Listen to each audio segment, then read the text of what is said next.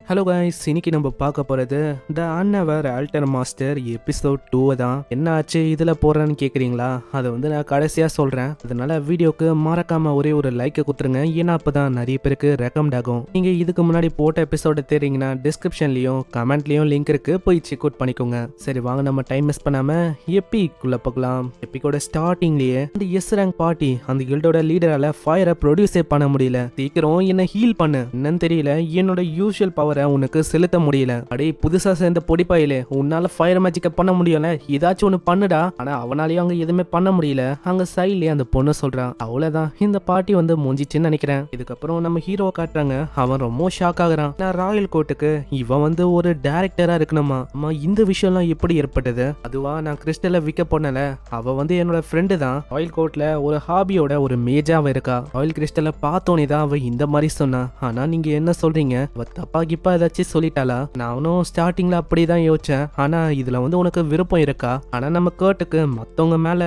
அதுக்கும் திறமையே இல்லாம வேலை செய்யணும்னு எந்த விதமான ஆசையும் இல்லையா? அதனால அவன் வேணான்னு சொல்லிடுறான். ஏன்னா என்னோட ஒரு பாதி வந்து இன்னமும் அந்த ஃபிளேமிங் டிராகனுக்கு போகணும்னு ஆசைப்படுது. அதனால வேணான்னு சொல்றேங்க. அதே மாதிரி நான் இங்க எனக்கு ஜாப் இருக்கும் போது நான் எதுக்கு அங்க போய் வேலை செய்யணும்? நீங்களும் அதை வித்தீங்க, அதுக்கான பணமும் கிடைச்சிருக்கும். அது டாக்ஸஸை பே பண்றதுக்கு கரெக்டா இருந்ததுல வித்தேன். அதுல ஒரே ஒரு கோல்டு காயினை நான் வந்து ஃபீக்காக எடுத்துட்டேன். மீதி எல்லாத்தையுமே உன்னோட அக்கௌண்ட்ல நான் டெபாசிட் பண்ணிட்டேன். ஆனா நீங்க எனக்காகலாம் கவலைப்பட வேணாம். சரி, நம்ம வந்து நேத்து ஆரம்பிச்சதோட இன்னைக்கு வந்து ஒரு நல்ல இடத்த நான் தேடி கண்டுபிடிச்சிருக்கேன். ஆனா நீ தூங்குனியா ஃபர்ஸ்ட்?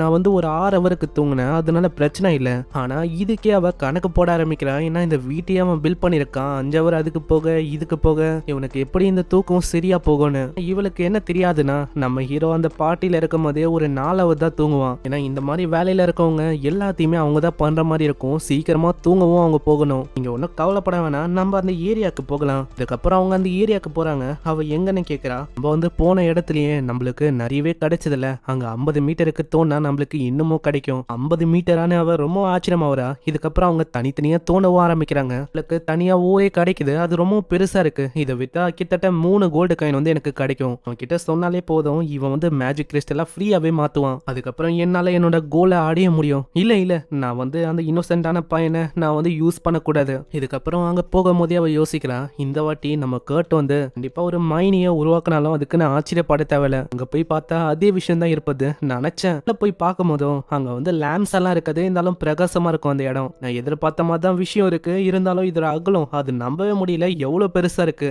கேர்ட்டா பண்ணா உள்ள போகும்போதே கேர்ட் அங்க வரான். கேர்ட்டுக்கு அவ்வளோக்கும் பெருசா எதுவும் கிடைக்கல. என்ன மன்னிச்சிருங்க, நானே வரலான்னு நினைச்சேன். எனக்கு வந்து ஆனா அவ்வளோக்கும் பெருசா எதுவும் கிடைக்கல. சின்ன சின்ன ஃபிராக்மெண்ட்ஸ் தான் எனக்கு கிடைச்சது. அது வந்து மித்ரல் தானா? அது வந்து ஊருக்கும் மத்த இதுக்கும் கம்பேர் பண்ண அவளுக்கும் வேல்யூபிள் இல்லையா? ஏகப்பட்டதை அவன் கலெக்ட் பண்ணிருப்பான். மித்ரல்னு சொல்லும் போது தான் அவளுக்கு அவ்வளோ பெரிய ஷாக்கு. ஊருக்கும் இந்த கோல்டு இந்த பிளாட்டினம் இதெல்லாம் கம்பேர் பண்ண அது பல மடங்கு ரொம்ப வேல்யூபிள். அதை போய் இந்த பையன் என்னன்னா ரொம்ப அதிகமா உன்னோட வில்லேஜ் எல்லாம் ஹார்வெஸ்ட் பண்ணுவான்னு சொல்றான். அதையும் இவங்க வந்து அவளுக்கும் கண்டுக்க மாட்டாங்க, தூக்கி தான் போடுவாங்க அப்படின்னு சொல்லும் போது தான் எனக்கு இன்னமும் ஒரு மாதிரி இருக்கு. இந்த இடத்துல இதை தாண்டி வேற எதுவும் கிடைக்காது போல, ரொம்ப கஷ்டம் தான் தேர்றதுன்னு நினைக்கிறேன். அதுக்குள்ள அவன் ஆரிக்குள்ளம்னு ஒரு விஷயத்த காட்டுவானா, இதுதான் காட் ஆஃப் ஓரான். இது வந்து அவ்வளவு சீக்கிரத்துல எங்கேயுமே கிடைக்காது. அதையும் ஆளு சீக்கிரமா கிடைக்கிற மாதிரியே சொல்லுவானா. அதனால யுலிஷியா இன்னமும் ஷாக் ஆகுறா. வந்து அவன் 7-8 கிலோமீட்டர் கீழே தோண்டி தான் அவன் எத்தானா. அதுக்கும் கிட்டத்தட்ட 8 ஹவர் ஆச்சான். அதுக்கும் மேல என்ன ரொம்ப ஷாக்கிங்கான விஷயம்னா, அதை 8 ஹவருக்குள்ளேயே மூடிட்டானா. அது ரொம்ப டேஞ்சரஸா மத்தவங்களுக்கு அமையும். இதுக்கு மேல இவன் கிட்ட இருந்து சர்ப்ரைசஸ் கேட்டாலும் நான் வந்து ஆச்சரியமாக மாட்டேன்.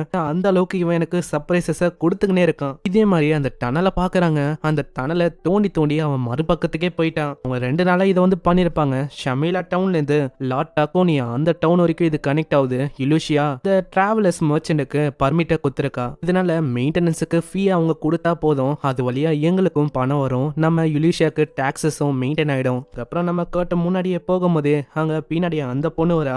பார்த்தோன்னே மத்தவங்கள பத்தி அவன் கேக்குறான். ஆமா, மத்தவங்களா அவன் கூடியா இருக்காங்க. இல்ல நான் வந்து இப்போ அந்த பார்ட்டியோட ஒரு மெம்பரா இல்ல, நான் தனியா வந்துட்டேன். என்ன ஆச்சுன்னா ஏகப்பட்ட விஷயம் ஏற்பட்டது. சீன் அப்படியே பாஸ்ட்டுக்கு போகுது. அந்த பார்ட்டியோட லீடர் அவன் ஒரு மிகப்பெரிய ரெஸ்டாரண்ட்டுக்கு போயிருக்கான். அங்க போய் ஒரு கலவரம் தான் உருவாயிருக்கு. போகும்போதே அவ பின்னாடியே கூப்பிடுறான். ஆமா என்ன ஆச்சு? வந்து எவ்வளவு கஷ்டப்பட்டு அங்க வந்து ரிசர்வேஷனை உங்களுக்கு எடுத்து கொடுத்தேன் தெரியுமா? ஆனா அப்பயும் இந்த மாதிரி கேர்ட்டோட சமையல் வந்து மிச்சம் இருக்கான்னு அவன் வந்து கேட்கறான். அதெல்லாம் எப்பயோ காலி ஆயிடுச்சு லீடர். இதுக்கு அவன் ரொம்ப கோவமா வரான். அப்பப்போ கேர்ட்டை கொண்டு வா, எனக்கு திரும்பவும் சமைச்சு போட சொல்லு. இந்த வாட்டி நீ ஹர்ட் பண்ணாலும் எனக்கு பிரச்சனையே இல்லை. ஆனா இதுக்கு அந்த பொண்ணு ஒத்துக்கல. அவகிட்ட இருக்கிற அந்த டெலிபோர்டேஷன் கிறிஸ்டல் அதை ஒண்டி தூக்கிட்டு நான் வந்து கிளம்புறேன்ப்பா, இதுக்கு மேலேயே எனக்கு இந்த பார்ட்டில இருக்க விருப்பம் இல்ல அப்படின்னு சொல்லிட்டு அங்கிருந்து போயிடா. அங்க ஏகப்பட்ட ஆளுங்க அந்த லீடருக்கான தான் தேடுறாங்களா. இதனாலேயே அந்த லீடரால வெளியிலயும் வர முடியல. இதை ஒரு வாய்ப்பா வச்சு அவ தப்பிச்சிட்டா. அவ்வளவுதான். எப்படி பார்த்தாலும் இந்த ஃபிளேமிங் டிராகன் இது வந்து அவ்வளவுதான் முடிஞ்சு போயிடுச்சு. அதுக்கப்புறம் லீடரு ஜெயில தான் கிடப்பான். ஏன்னா அவன் பண்ண வேலைலாம் அப்படி. அதனால அவனை என்னால விசிட்டிங் மெம்பரா சந்திக்க முடியும். இப்படிதான் எல்லா விஷயமும் போச்சு. ஆனா இதை பத்திலாம் நான் இவனுக்கு தெரிவிக்க கூடாது. சிம்பிளா அவன் என்ன தூக்கிட்டான் அப்படின்னு சொன்னாலே போதும். அதனால மத்தவங்க டார்கெட் பண்ணும்போது நான் மாட்டிக்க கூடாது. அட அப்படியா, இந்த மாதிரி நீங்களும் ஃபயர் ஆயிட்டீங்களா? அப்போ என்னால திரும்பவும் அந்த ஃபிளேமிங் டிராகனுக்குள்ள போகவே முடியாதுன்னு நினைக்கிறேன். ஆமா, நீ வந்து எதுக்கு அதுக்குள்ள போகணும் அப்படின்னு ஆசைப்படுற? இந்த கில்டு லீடருக்கு நான் ரொம்ப கடமைப்பட்டிருக்கேன். நான் ரொம்ப அட்மையர் பண்றேன். ஓ, கதை வந்து அப்படி போகுதா? நான் வச்சு இன்னமும் விஷயங்களை முடிக்க முடியும்னு நினைக்கிறேன். கேட், இந்த மாதிரி நீ இன்னமும் அந்த சின்ன சின்ன வேலைகளை தானே நீ பண்ணிருக்க.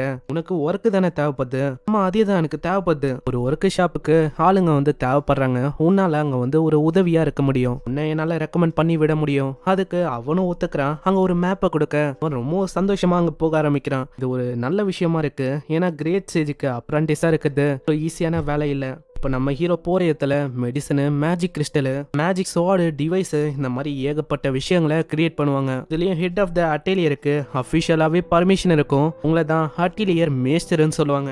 டெவலப்மெண்ட் பண்றதுக்கும் டிஸ்ட்ரிபியூட் பண்றதுக்கும் ரைட்ஸே அவங்களுக்கு இருக்கு. அதுக்கு வந்து சுத்தமா தெரியாது இந்த சிட்டிலையும் அஃபிஷியலா ஒருத்தங்க இருக்கிறாங்கன்னு. இதுக்கப்புறம் ஒரு வீட்டுக்கு வரான். அது நார்மலா தான் இருக்கு. வந்து பார்த்தா ஒரு பொண்ணு வரா. அவ வந்து ஒரு எல்ஃப் தான். அவளை அவன் தப்பா நினைச்சுக்கிறான். ஏதோ அவ தான் அந்த அட்டேலியர் மேஸ்டர்னு. ஆனா நான் ஒன்னும் நீங்க தேடி வந்த அந்த அட்டேலியர் மேஸ்டர் இல்ல, நான் அவங்களோட அசிஸ்டன்ட் தான். நான் வந்து உங்களுக்கு ஹெல்ப்பா இருக்கணும். நான் ரெக்கமெண்டேஷன் வழியா தான் இங்க வந்திருக்கேன். கேட்டோனே ஓ அதுக்கா ஹெல்ப்புக்கா அப்படின்னு சொல்லி அவங்க இழுத்துன்னு போறாங்க. ஒரே நாத்தடிக்குது. ஏன்னா எதையுமே அவங்க கிளீன் பண்ணல. எல்ஃப் பொண்ணுக்கும் அவளைக்கும் கிளீனிங் வந்து வராதான். ஓ எனக்கு இப்பதான் புரியுது. நான் வந்து இங்க கிளீன் பண்ணணும் தான் என்ன அனுப்பியிருக்காங்களா? என்ன அவங்க வந்து அந்த விதமான ஹெல்ப்புக்கா கூப்பிட்டுருப்பாங்க? இல்ல, இதுக்குள்ள அந்த எல்ஃப் பொண்ணையும் மாஸ்டர் வந்து கூப்பிடுறாங்களா? இதனால அவ உள்ள போயிடறா. ஹீரோ அவனோட கிளீனிங் வேலையை ஆரம்பிச்சிடறான். அங்க 30 நிமிஷத்திலேயே அது எல்லாத்தையுமே கிளீன் பண்ணிடுறான். இதுக்கப்புறம் அந்த எல்ஃப் பொண்ணை அவன் தேடி போறானா. ரூம்குள்ள போனா அவ வந்து ட்ரெஸ்ஸை மாத்தின்னு இருக்கா. அங்க இதனால அவன் மன்னிப்பு கேட்கிறான். என்ன மன்னிச்சிருங்க. ஓ எனக்கு புரியுது, நீதான் அவனா? லேடி ஓஃபிலியா இப்போ பேஸ்மெண்ட்டுக்கு போயிருக்காங்க. இப்படி இவன் சொல்லும் போதே அங்க வயிறை பாக்குறான். வயிற்றுல ஏதோ ஒரு மார்க் இருக்கு. அதை பத்தி கேட்டா அப்புறம் தான் இவனுக்கு தெரியுது அது ஒரு கேர்ஸ் தான். இவளோட உடம்பிய ஒரு மாதிரி டேமேஜ் ஆக்கியிருக்கு. இதை பத்தி எனக்கு தெரியும். நான் இதை தொட்டு பார்க்கலாமா? தொட்டு பார்த்தாலும் அவளுக்கு எந்த விதமான பெயினும் இல்ல. அவளோட ஆர்கன்ல இருந்து எல்லாத்தையுமே இது டேமேஜ் ஆக்கியிருக்கு. அதனால தான் இவளோட நிலைமை எவ்வளவு மோசமாக்கிருக்கு. அடனா அவளுக்கு பசி எடுக்குமா? அப்புறம் தான் இவனுக்கு கொஞ்சம் ரிலீஃபா இருக்கு. சில பல விஷயம் சரியா இருக்குன்னு. நான் அவளோட அப்பிடைட் அது ஒன்றும் நாசமாகல. சரி நீங்க வெயிட் பண்ணுங்க, நான் உங்களுக்காக சமைச்சு கொண்டு வரேன். அதுக்கப்புறம் தான் அவனுக்கு ஒரு விஷயமே ரிலேஸ் ஆகும். இந்த மாதிரி அவன் நேக்கடா இருக்க ஒரு பொண்ணை டச் பண்ணானு. அதனால கடவுளே என்னை வந்து மன்னிச்சிருங்க. சீன்ல யுலிஷியா இது வரைக்கும் அவங்க கலெக்ட் பண்ணிருப்பாங்களே அந்த பிராக்மெண்ட், கலெக்ட் பண்ண அந்த கிறிஸ்டல் இதெல்லாம் கொண்டு போய் காட்டுறா. ஆனா நம்ம ஹீரோ கலெக்ட் பண்ண அந்த விஷயம் ஒண்டி கிட்ட 500 கோல்டு காயினுக்கும் மேல போகுது. நல்லா நம்ப கூட முடியல.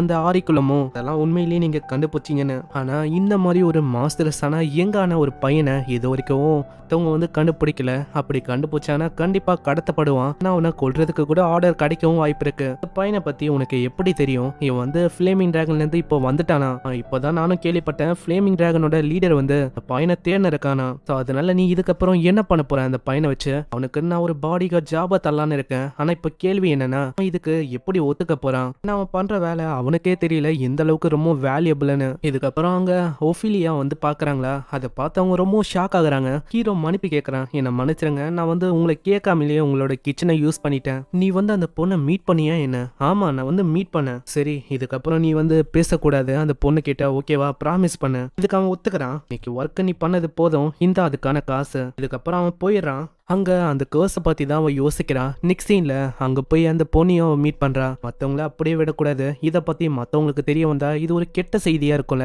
மன்னிச்சிருங்க சென்ஸு, ஆனா ஏதோ ஒண்ணு உன்னோட ட்ரெஸ் வந்து ரொம்ப லூஸா இருக்கிற மாதிரி இருக்கு. அதை சரியா போடணும். வந்து இதுக்கெல்லாம் பழக்கம் இல்ல. அங்க அவளுக்கு பயங்கரமா பசி எடுக்குது. அங்க சாப்பாடையும் அவ கொண்டு வந்திருப்பால.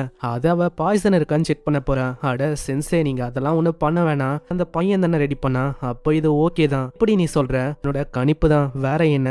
எப்படி பார்த்தாலும் இந்த கேர்ஸால என்னோட நிலைமை இன்னமும் மோசமாயினே தான் இருக்கு. அதனால இதுக்கு மேல நான் இதுக்கு கவலை பண்ணும் நம்புறதுக்குன்னு சில பேர் இருக்காங்க. எனக்கு வந்து யார் இந்த கேர்ஸை கொடுத்தான்னு எனக்கு சரியா தெரியல. ஆனா நீங்களா இருக்கும்போது எனக்கு கவலை இல்ல. ஒரு ஸ்மெல்லு சூப்பரா இருக்கு. இது சும்மா அருமையா தான் இருக்கும்னு நினைக்கிறேன். அவ சாப்பிட்றா, அது டேஸ்டா இருக்கு. ஆனா சில பல செகண்ட்ஸ்லயே அப்படியே அவ மயங்கிறா. எனக்கு தெரியும் இதுக்கு பின்னாடி அவனோட வேலை தான் நினைக்கிறேன். அந்த பாய்சனை கலந்துருக்கான்னு நினைக்கிறேன். நான் அதுக்குள்ளேயே அவ கூப்பிடறா இருங்கன்னு. ஏன்னா எனக்கு வந்து கியூர் ஆயிடுச்சு. அப்புறம் தான் அவங்க நல்லா பாக்குறாங்க. அந்த இடத்துல அந்த கேர்ஸ் வந்து இல்லவே இல்ல. சைடு யாரோ ஒருத்தங்க அங்க மன்னிப்பு கேக்குறாங்க. மன்னிச்சிருங்க, நான் எதிர்பார்க்கல இந்த மாதிரி கேர்ஸ் வந்து உடஞ்சி போகணும். யாரு என்ன நம்மளுக்கு தெரியல. நம்மளும் போக போகவே பார்க்கலாம். நான் வந்து ரீகேஸ் பண்றேன். ஏன்னா லேடி லிசரோஸ்ட் அவங்க வந்து சீக்கிரமா இறந்தாகணும். அதுக்கப்புறம் அவங்க ரெண்டு பேரும் இஷிலியாவையும் அந்த பொண்ணையும் மீட் பண்றதுக்கு வந்திருக்காங்க. முக்கியமா ஒரு இன்சிடென்ட்டை பத்தி பேசணும் தான். என்னோட பேரு ஒஃபிலியா. நான் தான் அட்டிலியர் மேஸ்டரா இருக்கேன். அங்க இன்னொருத்தங்களை பார்த்து அவங்க ரொம்ப ஷாக் ஆகுறாங்க. ஏன்னா அவங்க தான் தேர்ட் பிரின்சஸ் லேடி லிசலோட். இவங்க வந்து எதுக்கு இந்த மாதிரி எத்துக்கெல்லாம் வந்திருக்காங்க.